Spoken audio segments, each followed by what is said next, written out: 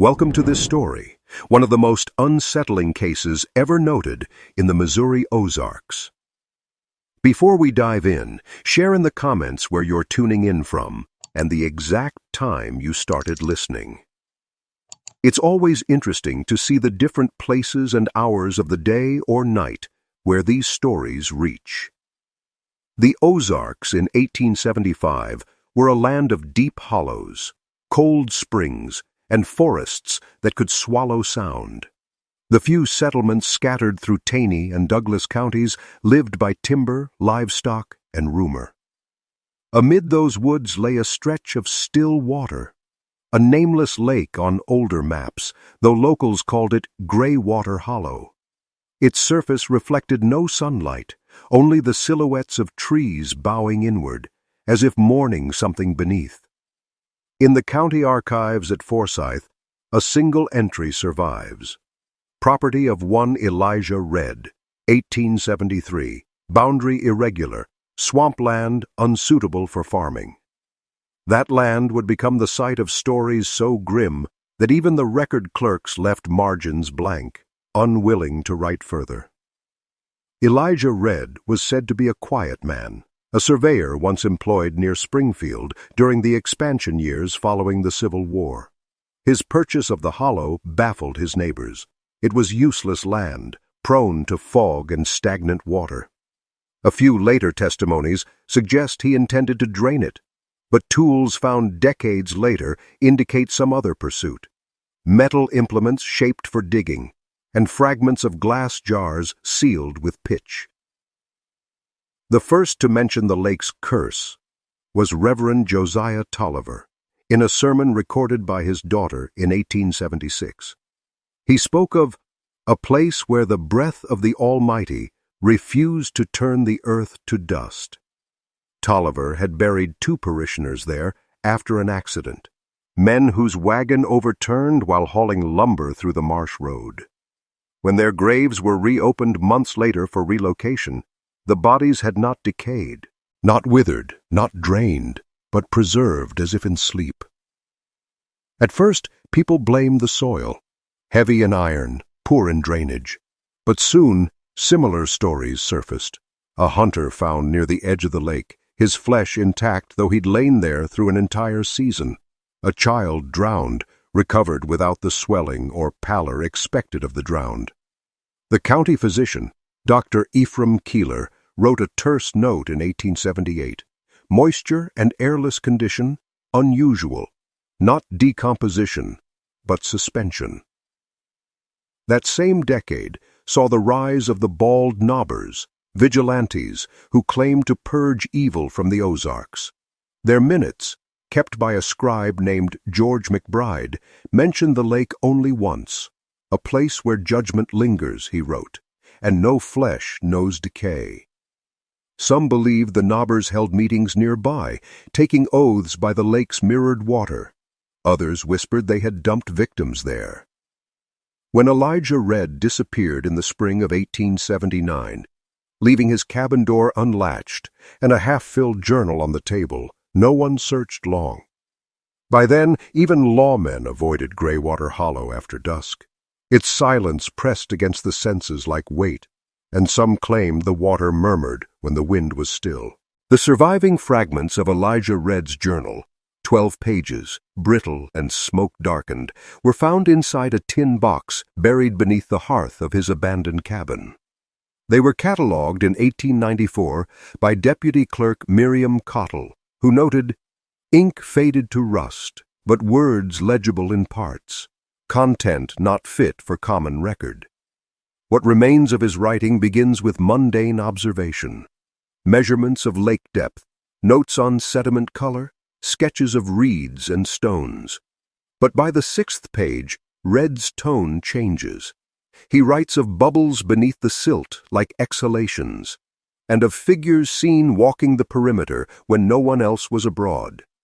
His final entry, dated March 2, 1879, simply reads, "It is not water that sleeps, but something that waits for company." After his disappearance, a deputy from Forsyth rode out to inventory the property. The report survives, unsigned, incomplete. It lists one cabin, one barn, a half-drained pit, and the odor of sweet rot, though no carcass found. The pit was roughly circular, 15 feet across, with planks set along its edge as if for footing. Within, the deputy described a slick surface like oil upon the water, moving through the air was still. Not long after that visit, locals said the pit filled itself again, and the earth settled as if it had never been cut. The deputy resigned soon after, citing illness of the mind. In the years that followed, the land changed hands several times, always cheaply, always to men who stayed no longer than a season. One tenant farmer, Caleb Harbaugh, wrote to his brother in St. Louis, "I cannot till that soil. Each furrow brings up things not root nor stone. It is as if the ground remembers what it once held." His letter was found decades later among unclaimed estate papers. By the mid-1880s, the name Graywater Hollow had faded from property maps, replaced by a simple marking, private law, and unfit. It was around that same period that the Bald Knobbers, the vigilante order once hailed as protectors, began turning upon their own. The region was full of whispered reckonings, men found hanging in barns, others vanishing along creek beds. Some in the nearby hamlets of Kissy Mills and Cedar Creek said the Knobbers' oaths had bound them to something old in those woods, something that demanded balance for the lives they took. Dr. Keeler, the same physician who first examined the preserved bodies, revisited the matter in a private letter to the Springfield Medical Society in 1887. "There exists in certain marshes," he wrote, "a condition unfavorable to decay, but unlike mummification. I have seen it only once before, during my service near Pea Ridge." He offered no further elaboration. By 1890, the area around the hollow was deserted except for trappers and the occasional wagon cutting through toward Arkansas. Travelers wrote of fog that never lifted, and of night birds that stopped singing the closer one drew to the lake's edge. Some swore they saw faint lamps beneath the water, as though lanterns were burning in the depths. When spring floods hit the Ozarks that year, Graywater Hollow overflowed. Weeks later, when the waters receded, farmers downstream found the bodies of animals, goats, a mule, even a man, all intact, unmarked, their features preserved as if they'd only just fallen asleep. The county newspapers, though cautious, could not resist the curiosity. An April 1890 issue of the Forsyth Ledger carried a short column titled "Bodies from the Flood," describing the extraordinary state of preservation found among the drowned. The editor, Mr. Eli Trosper, later wrote privately that the coroner had ordered silence on further reporting, fearing panic and ridicule alike. Only one witness was named, a ferryman named Jonas Meeker, who claimed to have seen a woman's face in the current, pale as marble, eyes open and following the shore. Soon after, Meeker stopped running his ferry and left for Kansas. A federal surveyor, Captain William Harland, visited the site that summer while mapping new county lines. His official notes remain in the National Archives, bound within his Missouri route log. He described Graywater Hollow as a natural basin of indeterminate depth, ringed by limestone ridges. Water exhibits strange clarity, reflective, but without transparency. He also recorded that his horse refused to approach the shoreline.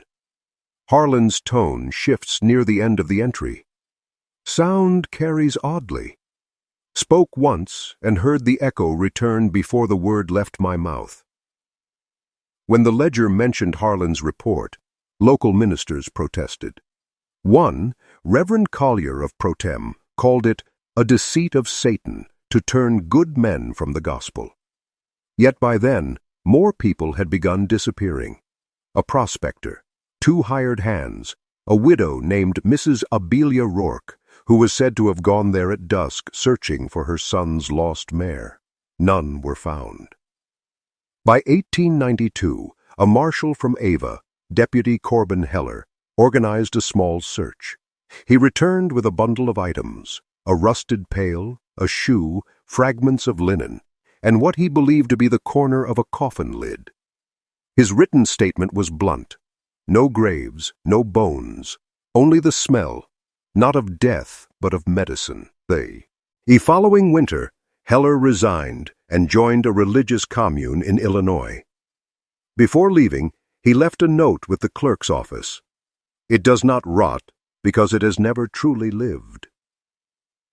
That same year, a brief article appeared in the Springfield Republican, linking the strange accounts from Graywater Hollow with reports of unsettling rituals connected to remnants of the bald knobbers, now outlawed and scattered across the Ozarks. The piece suggested that some surviving members had turned toward folk rites of protection and ceremonies of atonement in hidden places, lakes, caves, and hollows among them. The paper quickly retracted the article under pressure, but the damage was done. The association between the vanished vigilantes and the cursed lake became inseparable in local lore. Some claimed that the bodies never decayed because they had been claimed by something the knobbers invoked, a covenant to keep the land clean of corruption, which in turn denied it the natural return to dust. In 1894, a new physician, Dr. Leland Brandt, visited the hollow on behalf of the County Health Board. His report, found later among his effects, describes taking water samples that coagulated when exposed to heat. He stored a jar of it in his apothecary, and within weeks the glass turned black. His assistant noted that the doctor began coughing violently soon after, and his skin took on a pale hue, like wax left in the cold. Dr. Brandt died in February 1895. His jar of lake water vanished from the laboratory, never catalogued among his possessions. By the turn of the century, Graywater Hollow had slipped into near silence. The surrounding towns rebuilt after the floods, roads shifted, and even the oldest maps began leaving the lake unmarked. Only trappers and a few itinerant woodsmen still spoke its name, and then only in lowered tones. A handful of letters from that period, preserved in the Missouri Historical Society, give small glimpses into what remained. One from Mrs. Edeline Parrish, dated 1901, mentions the hollow that moans when it rains.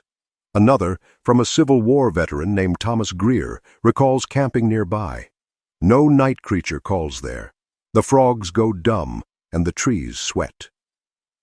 It was around this same time that a geology professor from St. Louis, Dr. Nathaniel Coombs, led a brief survey of mineral deposits in southern Missouri. Coombs, fascinated by the bald knobbers' old meeting grounds and their influence over rural culture, noted in his field journal a peculiar reference told by locals: a hollow used for punishments, bodies that would not decay, left as warnings to oath-breakers. His remark, though academic, revived interest among folklorists who had begun documenting the strange legends of the Ozarks. One of Coombs' students, Harvey Dunn, took it further. In 1903, he wrote an article titled "Preservative Springs and the Folklore of Death." It appeared in a small anthropological journal and mentioned Graywater Hollow by name, the first printed reference to it in nearly a decade. Dunn described hearing an old farmer claim that on windless nights the lake turns solid like glass, and that beneath it one could see the faces of those long dead, looking up but never pleading. Dunn's article drew criticism for superstition, but he returned to the Ozarks that autumn to gather further evidence. He never sent another paper.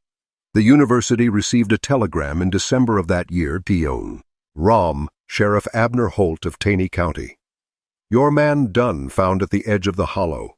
Appears frozen, though no frost that night. Flesh sound. Eyes clear. Burial withheld per coroner. No official explanation followed. Holt resigned shortly after and moved west, citing poor nerves.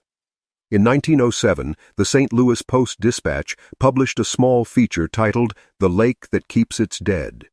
It recounted local versions of the story, but framed them as superstition born from the turbulence of the Reconstruction era and the violence of the bald knobbers.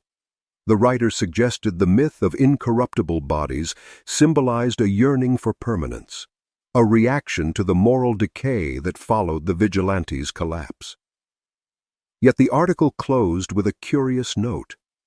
A farmer from the area had mailed the newspaper a photograph, indistinct but eerie, showing what seemed to be a man's hand reaching just beneath the lake's glassy surface. The photograph has never been verified, nor has the original copy resurfaced. County officials at the time forbade further excavation of the site, citing unstable ground and risk of sinkholes. But some later accounts, particularly those recorded by traveling preachers, insist the ban was less about safety and more about fear. One minister, Reverend Silas Kane, wrote in his diary, "Men in office know the hollow swallows truth as easily as flesh." By 1910, the place had gained a new name among the few who dared speak of it: the Cursed Lake. In the first years of the new century, rail lines crept deeper into the Ozarks, but the spur near Graywater Hollow was never completed. A contractor's report from 1911 cites ground instability as the reason, yet a surviving foreman's ledger, written in rough pencil, tells a different story. 3 men missing between stakes 42 and 47, no sign of struggle, camps left as if they'd just stepped out. The project halted the same month. The forest reclaimed what the surveyors left behind. Rails rusted into the soil, ties warped, and a telegraph pole half swallowed by vines. That year, a smallpox outbreak swept through the region, and the hollow was spoken of again, this time as a cure. Families whispered of air that keeps the body clean, of vapors that warded decay. A few desperate ones made pilgrimages there, seeking healing for the sick. None of those who drank from the lake are recorded to have survived the season. One of the few who went and returned was a traveling apothecary, Rufus Marin, who gave sworn testimony to the Douglas County coroner in 1912. He described collecting a sample in a corked vial. "The water was thick as syrup and shone faintly, even at night," he said. "I set it by my fire, and it quivered, like something breathing." Marin's hand began to ulcerate shortly afterward, and he died of infection within months. His effects were burned under order of the health board.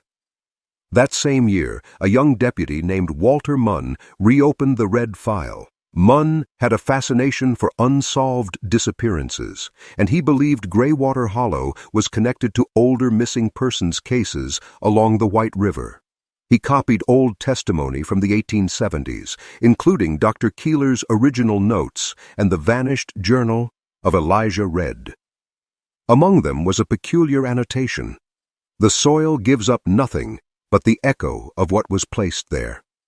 Munn and 2 others rode to the Decayed Hollow in September 1912. Only one returned, a hired guide, Elias Gant, half delirious and drenched to the waist. In the affidavit taken later that week, Gant claimed they had reached the lake at dusk, and the surface appeared solid, like glass spread over black earth. When Munn stepped onto it, it did not break. "He walked 3, maybe 4 steps," Gant said, "and then he was gone, like the ground swallowed him." No splash, no sound. Authorities searched the following day. The lake was open water again. No trace of Munn or the second deputy, whose name was never released. That winter, newspaper clippings suggest an unusual frost settled over the region, frost forming even when the air was warm. The Ozark Sentinel described it as a silver film coating window panes and pond surfaces, often with imprints resembling hands pressed against glass. The paper hinted that this began near the old Graywater tract and spread outward for miles. Afterward, The county sealed the area completely, declaring it condemned for habitation. Yet local woodcutters still reported seeing faint lamps at night drifting through the trees, lights that moved in pairs and disappeared at the waterline. By then, few remembered Elijah Redd's name, but his initials, ER still carved into the lintel of the old cabin, became a charm against misfortune. Some who passed it would touch the carving and whisper, "Earth, return," before continuing down the trail. Spring of 1913 brought heavy rains to southern Missouri, flooding the valleys again. Graywater Hollow, long thought to have silted over, returned to life. Entire groves along its edge sank overnight, their roots twisted up like hands. A local farmer, Lemuel Price, wrote in a letter to his cousin, "It rose too quick to be from the rain alone. The ground hummed before it came." Price's family vanished later that year. Their homestead was found intact, meals half-eaten, tools resting against walls, a Bible open on the table. The only unusual detail was the smell, faintly sweet, like lilies gone sour. It hung in the air for weeks after. A state investigator, Marshal Henry Lott, arrived from Jefferson City in the autumn. Lott was known for his rational demeanor, a veteran of the riverboat patrols who dismissed superstition as frontier hysteria. His diary, recovered decades later in a university archive, begins methodically: weather conditions, local statements, soil composition. But midway, the tone shifts.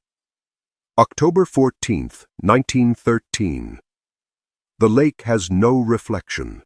It shows only the sky, never the face. At night, it appears deeper, though no moon. When I call out, it answers, but not in my voice. By November, his entries dissolve into fragmented lines. Smell of stone. Something like breathing from beneath. The water remembers shape. Lott was last seen entering the hollow on November 9th. His horse returned without him. The next day, a local boy found a strip of his coat washed ashore, dry despite the damp soil. From 1914 onward, records thin. The world's attention turned to the war in Europe, and Missouri's strange lake faded from newspapers entirely. Yet, in the archives of the Missouri Geological Survey, there is an unsigned memorandum dated 1915. Site near Taney County exhibits unique chemical property. Organic matter submerged within remains stable indefinitely. Recum, mend isolation, and no civilian access. No further documentation follows, though a later footnote adds, investigator deceased prior to analysis. Around this same time, settlers began telling of a low hum that carried through the valley during calm nights. Not wind, not insects. One woman, Mrs. Hallie Groves, testified in a 1917 parish record, "We heard singing from the water, slow and hollow, the kind that makes you forget the words you know." Meanwhile, the old Bald Knobber's legend returned in oral tradition. Elders claimed their unburied bodies had been cast into Graywater Hollow as punishment for their cruelty. Men denied both life and decay. Some even said that their oaths, sworn on sacred ground, had bound their remains to the lake's still heart. A professor from Columbia, Dr. Lewis Crandall, attempted to investigate these claims in 1918. He corresponded with local officials, citing similarities between the hollow's phenomena and the cold preservation pits used in early mortuary experiments across the state. But when he requested permission to exhume any site near the water, the county clerk reportedly told him, "We no longer bury anyone within 5 miles of that place. They come back unchanged." Crandall's letters stop abruptly that same year. His widow later wrote to the faculty board, Lewis said he could hear the dead breathing through the soil. By 1920, the surrounding region had emptied once again. Trees grew over the old roads, and the maps simply ended before reaching the hollow. Travelers still spoke of a faint glow seen over the forest some nights, a ripple of light as if the water itself exhaled. The Ozarks remained quiet, but the legend endured. When a group of engineers arrived in 1921 to survey potential dam sites along the White River, Graywater Hollow was mentioned again, almost by accident. The lead engineer, Frank H. Tolliver, was distantly related to Reverend Josiah Tolliver, the same man who had first recorded the lake's strange preservations nearly half a century before. His curiosity got the better of him, and one evening, against the caution of his crew, he rowed out to find the place. Tolliver's field notes were later discovered in a satchel recovered from the debris of a collapsed embankment. His entry for August 6, 1921 reads, "Coordinates uncertain. The hollow exists, though smaller than reported. Trees grow inward, all leaning as though drawn to the center. The ground hums underfoot, like a wheel turning far below." He sketched the outline of the lake, a dark oval encircled by dense pines, and marked an odd depression near the western rim labeled simply breach. His final sentence, "The water does not move, yet I feel current against the air." Within 2 weeks, the entire camp relocated 50 miles north after 3 of the workers fell ill. The report cited mineral vapors as cause, though none of the nearby pools showed contamination. Tolliver himself disappeared that autumn. His horse and bedroll were found tied neatly by the trail, and his boots, both dry, stood beside the waterline. When state engineers later reviewed his maps, they discovered a faint pencil addition made in another hand. Graywater breach, closed, do not dredge. No one admitted to writing it. Around the same time, old residents began revisiting the stories, now with new interpretations.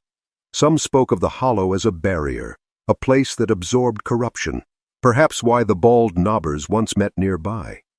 Others called it the lake that remembers, suggesting that everything submerged within was merely sleeping. A travelin, photographer named Ruthven Caro, passed through Taney County in 1922, documenting post-flood reconstruction. His surviving negatives, now kept at the Historical Society, include one labeled Unidentified Lake near Ava. The image, though underexposed, shows a small clearing with an eerily still surface, almost mirror-like. Across that reflection appear faint distortions, smudges shaped like faces, indistinct yet human. Caro wrote to a colleague the following spring, "The emulsion reacts strangely to light here. Every frame takes on a pale cast, and anything mirrored in the water shows double, as if the film refuses to forget what it saw." Not long after mailing that letter, Caro fell ill and died en route to Kansas City. The negatives were developed posthumously. One of the assistants reported that when the dark room lights flickered, the images seemed to move. By 1923, the legend of the cursed lake was whispered among those building new power lines through the Ozarks. Workers avoided the area altogether, rerouting paths to higher ridges. A lineman named Ernest Frey claimed that one night while stringing cable near the boundary forest, he heard a knock echoing from beneath the earth, steady, deliberate, like a man trapped under ice. He was ridiculed until others heard it too.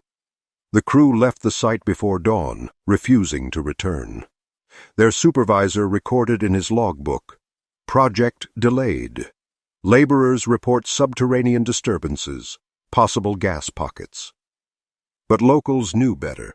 They said the hollow was full again, that whatever lay beneath had risen just enough to remember the air. By 1924, Graywater Hollow had returned to being nothing more than a rumor on surveyor charts, a shaded depression between unpaved roads marked unstable. Yet the whispers persisted, passing from the mouths of loggers, postal riders, and drifters who camped too close to the water. Each version added a new shade to the legend, but one account stands out, A series of letters written by Dr. Alma Fitch, a naturalist from Arkansas who spent the summer cataloging flora in the Ozarks. Her first letter, dated June 3, 1924, reads pleasantly enough. She mentions a small basin untouched by axe or plow, most unusual mosses along the perimeter. 2 weeks later, her tone shifts. The soil near the water is heavy and dark as pitch. Nothing decays here. Even the leaves that fall remain green, as though embalmed. Her final letter, July 9th, was sent to her assistant in Fayetteville. There is movement under the surface when the wind is still. I have placed glass slides overnight to collect spores. Each morning, they vanish. After that, no more correspondence. When a search party was finally sent that autumn, they found her tent standing, her notes spread open to dry. Nearby, a single boot rested at the edge of the lake. Inside it, a footprint formed not of dirt, but of water that refused to evaporate. In a later deposition, one of the searchers, Ezekiel Parr, swore under oath that the air near the hollow grew thick like being under glass. He said the birds wouldn't cross overhead. "The silence rings in your teeth," he told the county recorder. Parr left Missouri soon after and never spoke of it again. That same year, rumors spread that a prospector unearthed metal fragments near the site. Iron rings and rods corroded beyond recognition. A blacksmith in Branson examined them briefly and claimed they looked like surgical tools, though nothing like any he'd seen before. One of the pieces was stamped with faint initials. ERA local teacher, Mrs. Ida Linford, compiled many of these stories for her 1925 pamphlet, Strange Histories of the Ozarks. She treated them as folklore, yet her introduction betrays unease. Each tale ends the same, the living mistaken for the dead mistaken for sleep. Linford included the account of the bald knobbers, the early settlers' testimonies, and even cited Dr. Keeler's preserved case notes. She concluded that the hollow might be a natural monument to sin, left unclaimed by both heaven and earth. A reviewer for the Springfield Journal dismissed her work as ghost tales for long winters, but the pamphlet gained quiet attention among scholars of American superstition. One marginal note found in a copy held at the university library reads simply, "Cross-reference with Tolliver's 1921 sketch. Depth equals silence." That winter, when temperatures dropped far below normal, hunters again reported lights hovering above the trees, small, white, and slow-moving. Those who followed them said the snow melted beneath their feet, leaving the earth bare and wet.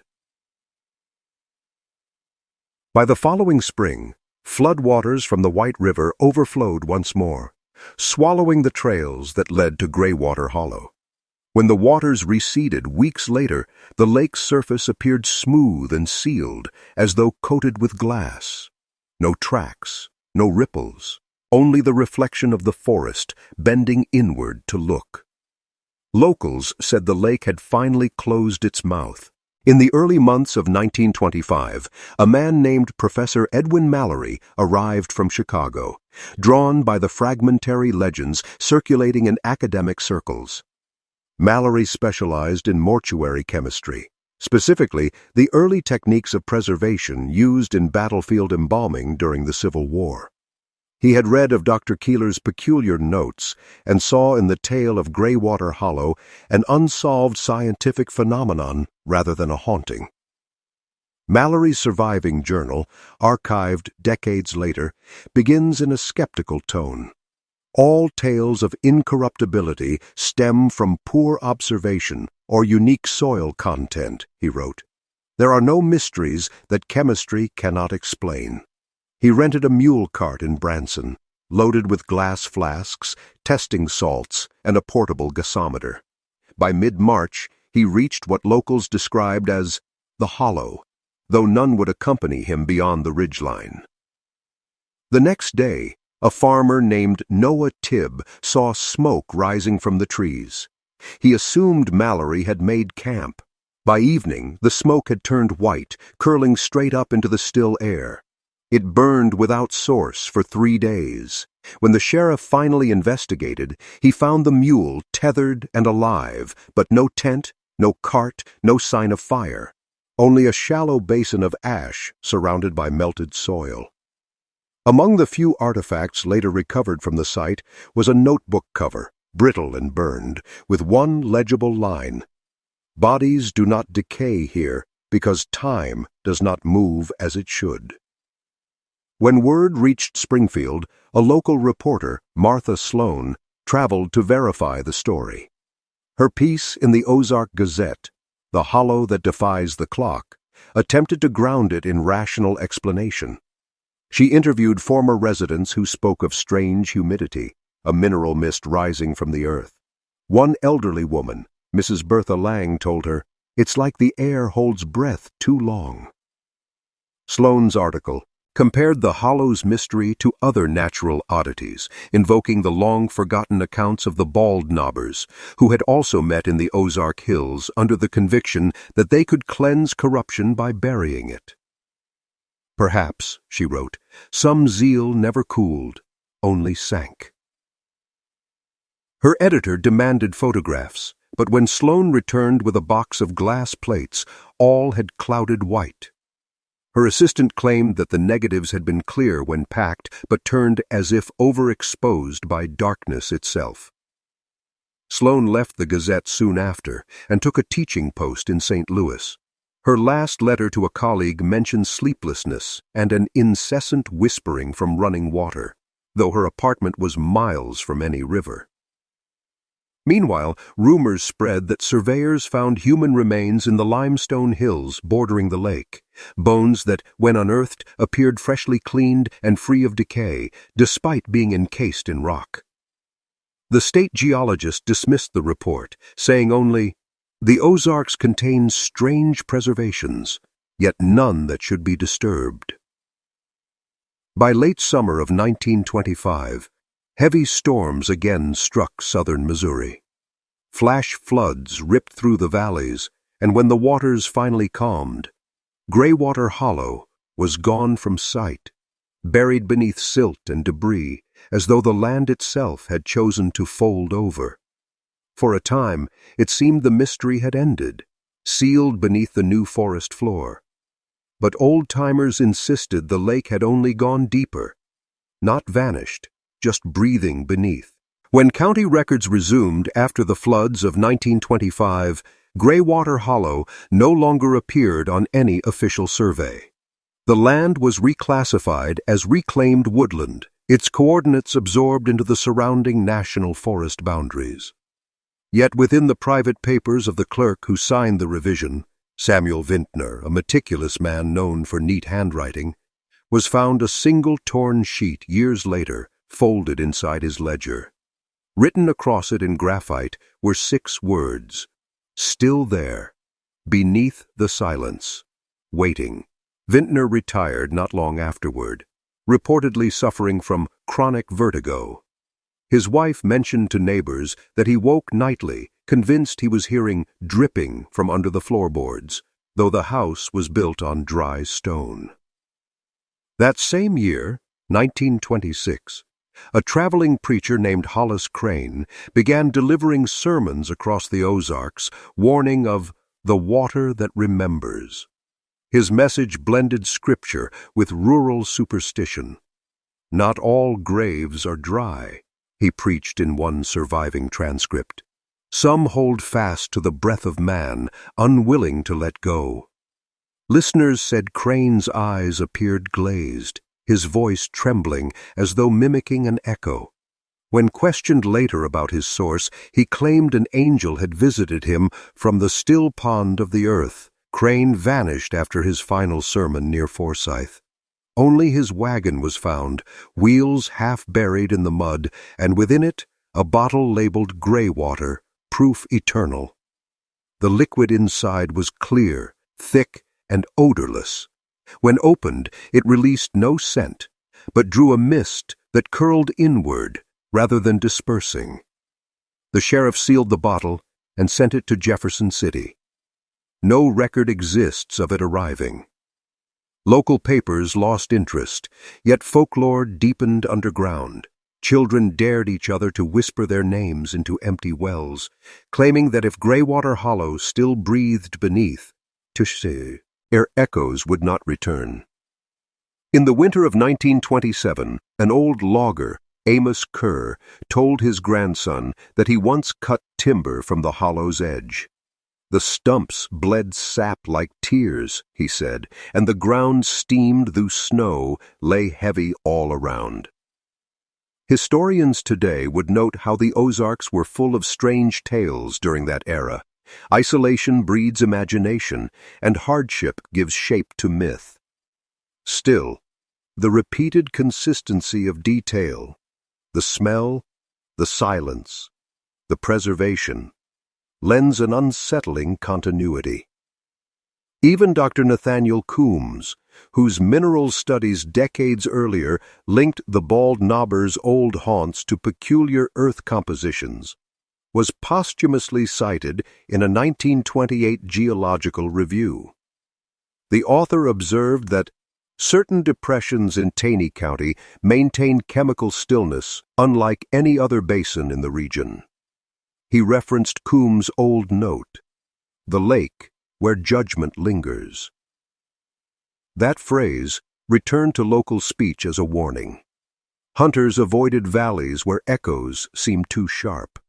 Travelers claimed their reflections in puddles would hesitate, holding their posture half a heartbeat too long. The forests grew thicker, darker, quieter. In 1929, a final report from a forestry warden documented strange frost forming on oak bark even in summer, delicate crystals in the shape of human hands. He wrote, "This county sleeps uneasy. The air feels watched." By then, the last cabin near the hollow had collapsed, its stones scattered and moss-covered. Only the carving above the lintel remained, the initials ER faint, sinking slowly into the wood, just as the lake, they said, had sunk into the earth, where nothing, not even death, could decay. By the early 1930s, the Great Depression had stripped much of rural Missouri of its young men, leaving only the old and the desperate. Timber mills closed, and the hollows grew wild again. Graywater Hollow, now unnamed on any chart, was spoken of only by the oldest tongues, mostly in lamp-lit kitchens, when the wind carried through the valleys in a low hum. That hum was said to be strongest during summer storms, when thunder rolled too far off to be real. Farmers called it the ground's remembering. One such farmer, Eldred Stone, wrote in a letter to his sister in Springfield, "When the lightning hits near the old basin, the air doesn't flash. It glows steady, blue-white, as if the ground itself were lit from below." Stone's claim might have been dismissed if not for the accompanying sketches, small pencil renderings of warped reflections in water. He drew what looked like faces, serene and intact, floating beneath a surface untouched by ripples. The following year, a Works Progress Administration crew began cutting a new road through the hills. In their notes, a foreman listed a site of impenetrable soil, impossible to blast even with dynamite. The crew diverted around it. One laborer, John Barrow, later recalled, "We hit something under there like metal, but the sound was hollow, echoed too long." Barrow disappeared 2 days later. His belongings, boots, satchel, Bible, were found laid neatly by the roadside. Among the WPA documents stored in Jefferson City is a single requisition form dated July 1933, written in an unfamiliar hand. Request immediate cessation of work near grid section 14B, unstable, possibly sacrificial ground. The form bears no signature, only a faint watermark. Missouri Office of Surveying and Mineral Rights. That office had been defunct for nearly a decade. By then, the bald knobber's memory had taken on the glow of folklore. Half vigilantes, half spirits. Some said their restless oaths had turned the soil of the Ozarks strange, binding judgment to the land itself. Professors visiting from Columbia University occasionally sought evidence, but none stayed long.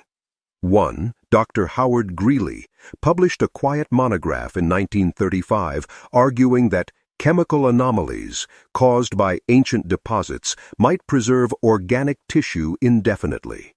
Yet, in a footnote, he admitted seeing a faint phosphorescence around the site and hearing a tremor like heartbeats in the ground. Soon after his visit, he was found dead in his boarding house. Heart failure, though neighbors swore the air around him smelled faintly of lilies and rain. As the 1930s waned, the depression deepened, and the Ozarks folded further into silence. Travelers avoided the old trails. The forests swallowed their paths. One government map, printed in 1938, left a small blank circle where Graywater Hollow had once been. A printing error, the archivist claimed. Yet, if one held the page to the light, faint lines beneath the ink resembled ripples spreading outward. It was around this time that locals began calling it the still place. They said nothing grew there now, not even moss, only the faint smell of damp iron, like blood forgotten on a blade. In the final winter of that decade, the region froze harder than any living resident could remember. Roads turned to stone, wells cracked from the ice, and every pond in Taney County clouded with frost, every pond except one. The still place, as it was now called, remained unfrozen, its waters black and flat as polished slate. Hunters passing through noted that no snow settled on its surface. Flakes that fell simply vanished before touching it. One of them, Hiram Thatch, a trapper known for exaggeration, swore that while standing at the edge, he saw figures moving just under the surface, like shadows cast upward. He said they turned toward him as he watched. The next day, his traps were found neatly coiled beside the frozen trail, but Hiram himself was gone. His tracks ended where the lake began. No splash, no broken ice, no struggle. In the spring thaw of 1939, a small team of geologists arrived from Rolla to chart groundwater veins. Among them was Dr. Martin Wiles, a pragmatic man who dismissed the local tales as frontier hangovers. His preliminary survey mentioned only mineral-rich clay and a persistent sulfur scent. Yet his assistant, James Harker, recorded something his superior omitted. In the margin of his notebook, sample jars vibrate at night. Water hums through glass. When they returned to Rolla, Wiles sent one sealed container of lake sediment to the university laboratory. The technician assigned to test it reported the compound inert but strangely resistant to heat. Boiling point undefined, the report reads. At 230 to GF, sample begins to emit low-frequency resonance. The page ends abruptly. The next is torn away. No further tests were conducted. The laboratory burned down that June in what officials described as an electrical fire. Back in the Ozarks, the hollow filled with mist thicker than any in living memory. Locals said the fog glowed intly from within, turning the trees into pillars of dim light. Those few who ventured close claimed to hear slow dripping that came from no visible source. The air, they said, tasted of metal and flowers. A widowed schoolteacher named Mrs. Eliza Dorn kept a journal describing her walks near the area. "The silence has weight," she wrote in April 1940. "Even my heartbeat seems to slow when I approach. Once I thought I saw ripples forming letters, but they were only my reflection trembling." That summer, a group of boys disappeared while fishing near the old boundary. Their poles and lanterns were found upright in the mud, still lit. Search parties scoured the forest for weeks. None of the bodies surfaced, not even clothing or tackle. The sheriff closed the case as a river accident, though no river ran within 10 miles. When the war years came, the stories faded beneath greater news. The woods were left untouched, the trails overgrown, the hollow unmarked and avoided. Yet old residents swore that during quiet nights, when the air hung still and moonlight caught the dew, the ground shimmered faintly, as if beneath it a hidden mirror waited, remembering every face that ever leaned close enough to see. By 1942, the nation was busy with war, and the Ozarks slipped once more into obscurity. But for those who stayed, old farmers, trappers, and widows, the strange serenity of the still place lingered like a half-remembered prayer. The land had grown quiet, yes, but never peaceful. People said it had learned to hold its breath. In June of that year, a Forestry Service worker named Clinton Reeves was dispatched to survey potential timber reserves for the war effort. He kept careful notes in a small green ledger, later found among state archives.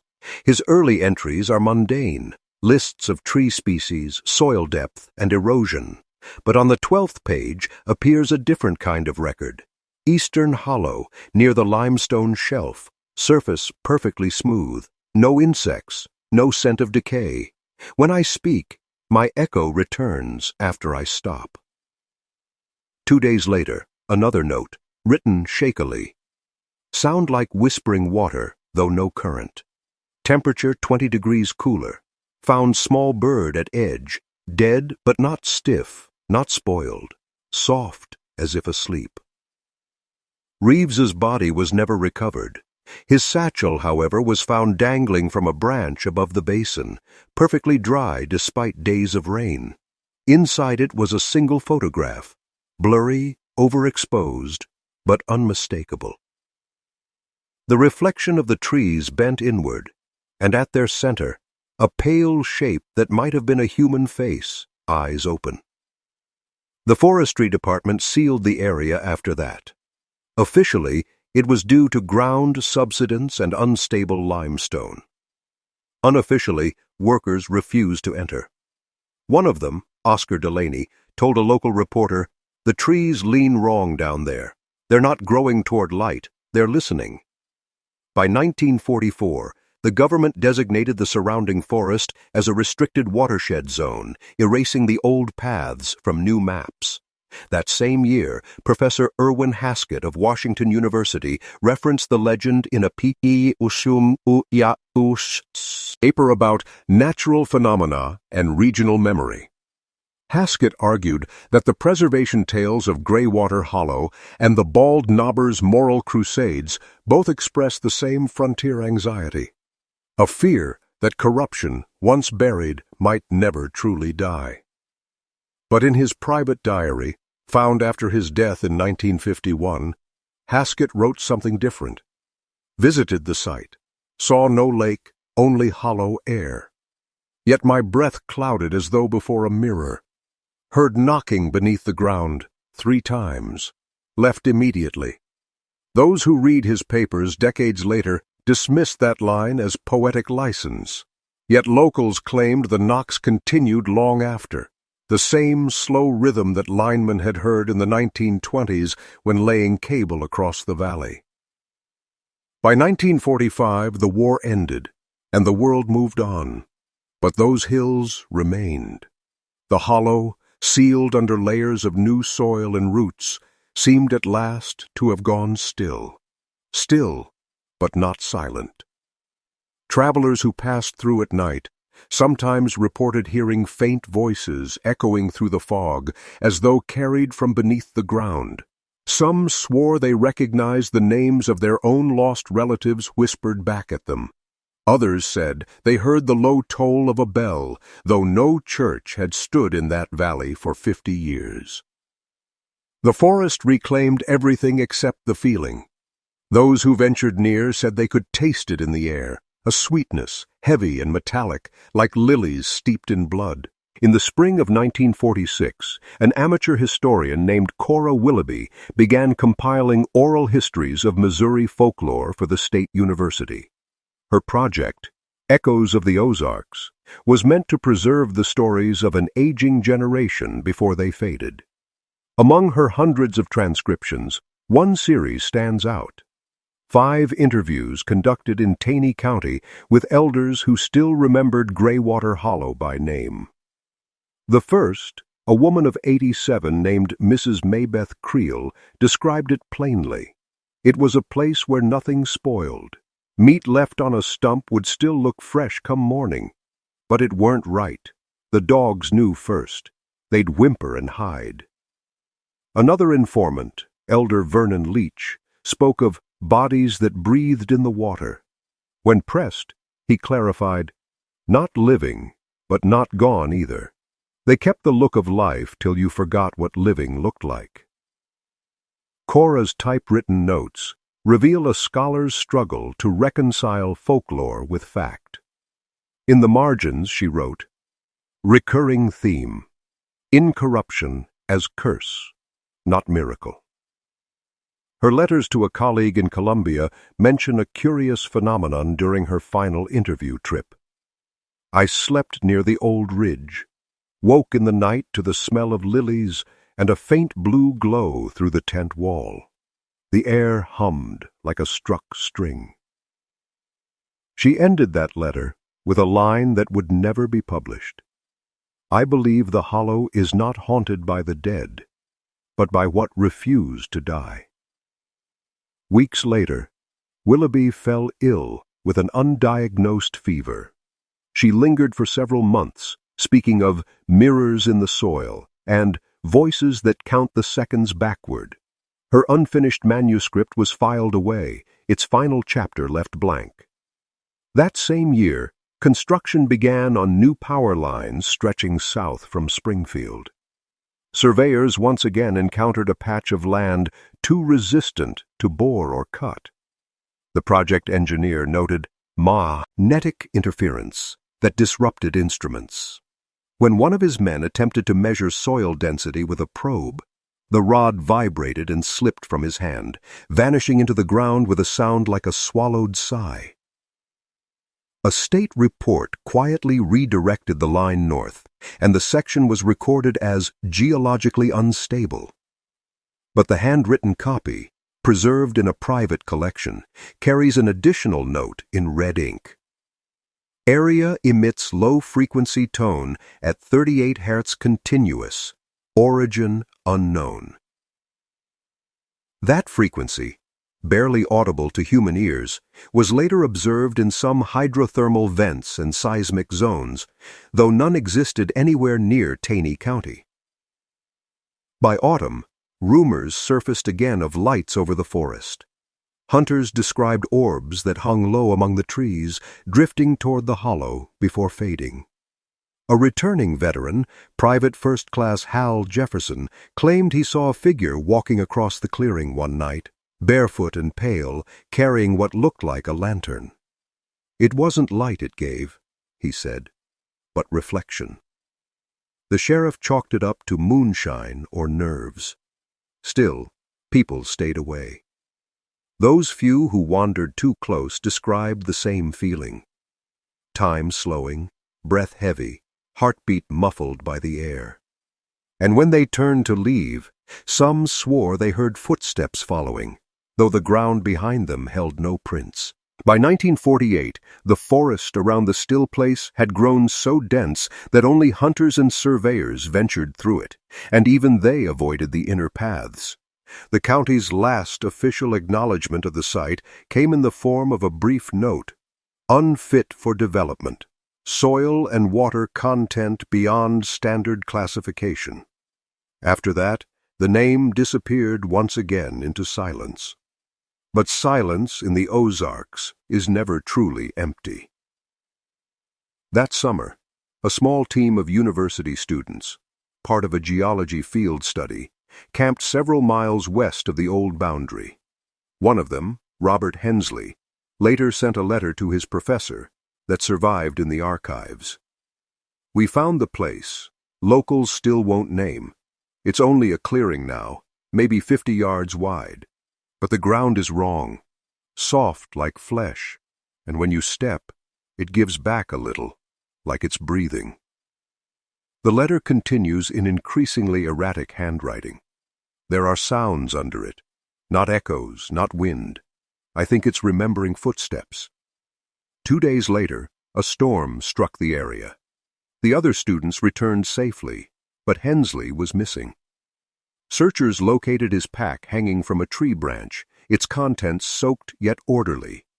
His journal was found nearby, every page blank except the last, where he had drawn a circle surrounded by wavering lines, and at the center, a single phrase: "Nothing dies here." University officials suppressed the report, describing the death as a river accident. Yet there was no river, and the rain had not been enough to carry anyone that far. In 1949, a writer for the St. Louis Post-Dispatch, Clara Venn, took renewed interest in the legend, spurred by veterans returning home with strange accounts from the southern hills. She traveled to Taney County intending to document the folklore for a feature titled Missouri's Hidden Mysteries. Her notes begin with skepticism. Locals keep to their stories as though bound by them. Each repeats the same details: the sweet odor, the humming air, the lightless reflection. But her tone shifts after several days. Camped near the hollow, mist rises from the ground even when cold. Woke to find dew formed only on my mirror. It showed not my face, but another, younger, watching me. The story was never published. Venn vanished before returning to St. Louis. Her car was discovered on an overgrown path near Protem, engine cold, headlights shattered from the inside. The last photograph on her camera reel shows nothing but the faint curve of water under a moonless sky.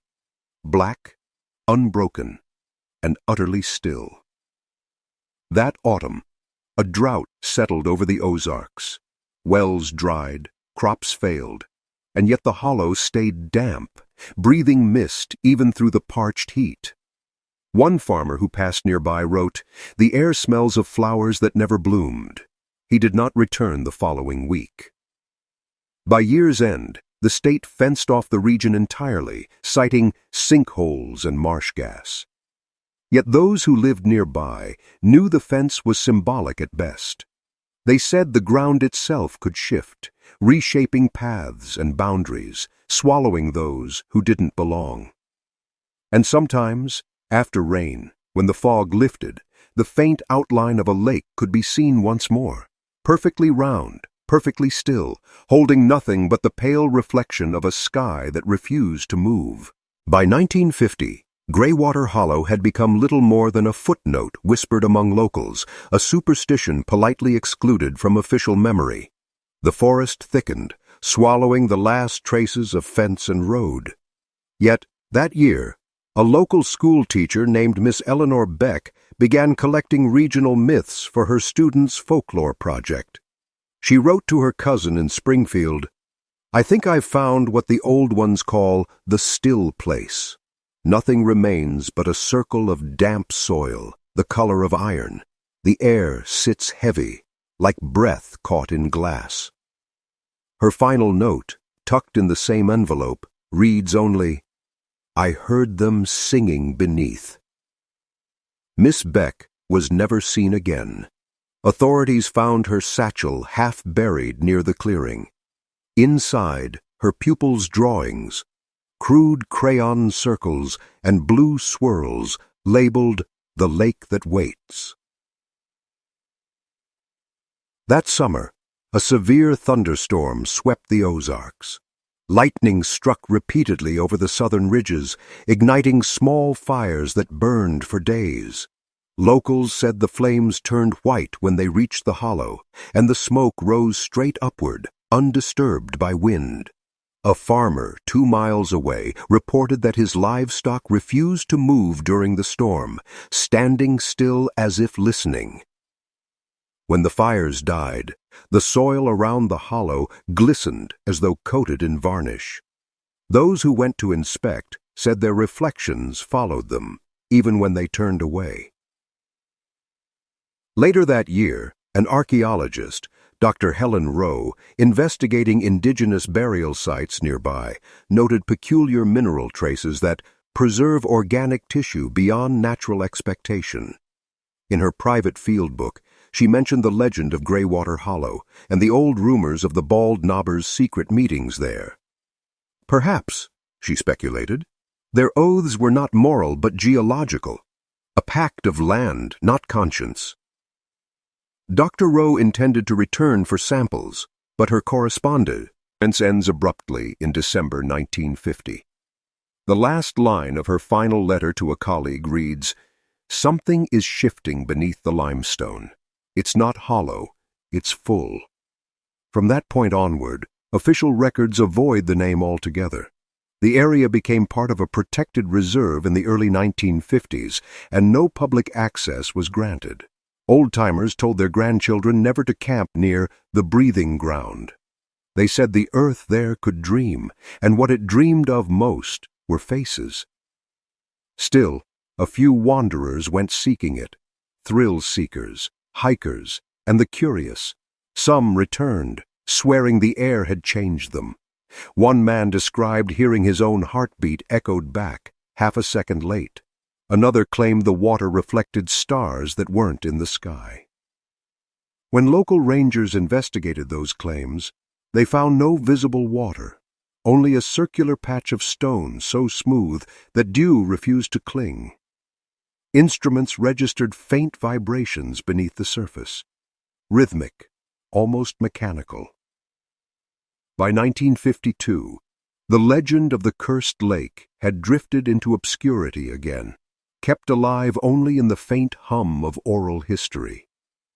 But in the small town of Forsyth, an elderly woman, said to be the last living granddaughter of Reverend Tolliver, was known to warn children not to wander too far south after dusk. She'd tell them softly, "You can't bury what won't die. It's still waiting under the glass." The 1950s brought progress to the Ozarks. New roads, electricity, the promise of modern life. Yet the forest south of Taney County remained untouched. Aerial surveys avoided it. Pilots reported irregular compass readings when flying overhead. Some claimed the air shimmered faintly, as though heat rose from the ground even in winter. In 1954, a hydrologist named Dr. Thomas Greer conducted groundwater mapping for the U.S. Geological Service. His team camped near what appeared to be a dry depression, matching old descriptions of Graywater Hollow. Greer's first entry reads like a typical field report: temperature, barometric readings, rock strata. But his tone shifts after the second day. Night vibrations noticeable through bedrock. Instruments tick without wind. Can feel pressure beneath boots, faint pulse repeating in intervals.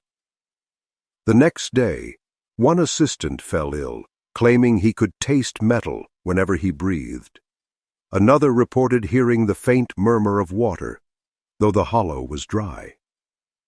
On the final page of Greer's logbook are two sentences written in the margin. Surface feels thinner at center. Time slows near edges. When the team returned to Rolla, their equipment showed magnetization inconsistent with the surrounding terrain, as if the very soil had been turned into an enormous, buried lodestone. Within months, the project was abandoned. Stories spread quietly among park rangers of a low hum in the earth, audible only at dawn. Some said it grew stronger during thunderstorms. Others swore they heard voices within it, slow, layered, overlapping like a congregation in half-prayer. In 1955, a local boy vanished after exploring the restricted forest. Search parties found his footprints circling the hollow 3 times before ending abruptly. His mother claimed that for weeks afterward she could hear him calling her name whenever the wind came from the south. Meanwhile, at the University of Missouri, a young folklorist, Dr. Esther Kilbourne, began compiling all known accounts of the site. Her dissertation draft, The Preserved Dead and the Living Land, Folklore of Missouri's Graywater Hollow, compared oral testimonies, county records, and early bald knobber documents. In one chapter, she speculated that the legend's persistence might stem from collective memory of punishment, a frontier fear of judgment deferred but never denied. Yet even Kilbourne admitted an unease. Her field notes describe visiting the forest's edge in 1956. No bird song, reflection visible in puddles despite clouded sky, heard faint tolling like a distant bell underwater. Her work was never published. A fire destroyed her office later that year, and with it, all remaining drafts. Only one letter survived, preserved by her mentor. The hollow isn't evil, it's obedient. It keeps what it's given. By 1958, a new generation had grown indifferent to the tale. The hollow's location, never precisely recorded, faded from memory.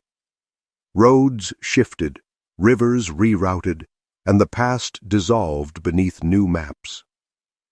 Still, on quiet nights, truckers traveling the southern routes claimed to see low mist glowing in the trees, and when they slowed to look, their headlights reflected not fog, but what appeared to be the faint gleam of water, utterly still, holding the shapes of faces they could not recognize.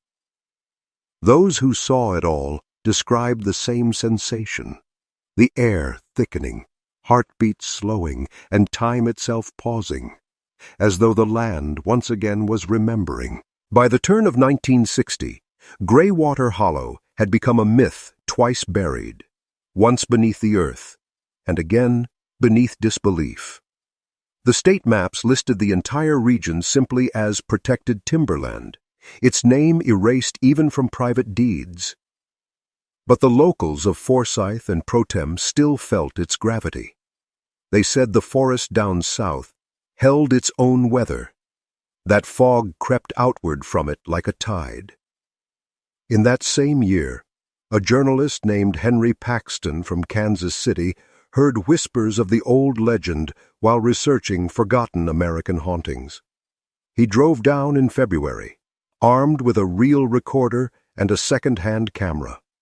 His first tape survives, the last artifact tied to Graywater Hollow. On it, Paxton's voice is steady at first. I've reached what appears to be a depression. No lake, just black soil and dead leaves. The trees curve inward, as if grown in one direction, air temperature several degrees lower. There's a pause, a faint rustling, then his voice again. Something reflective beneath the ground. Water, maybe. I'm going closer. A faint hum begins, low, rhythmic, almost like breathing. Paxton speaks once more. The reflection? No, it's not mine. The recording ends there. His car was found 4 days later, on a dirt track leading nowhere, headlights still burning though the battery had long since died.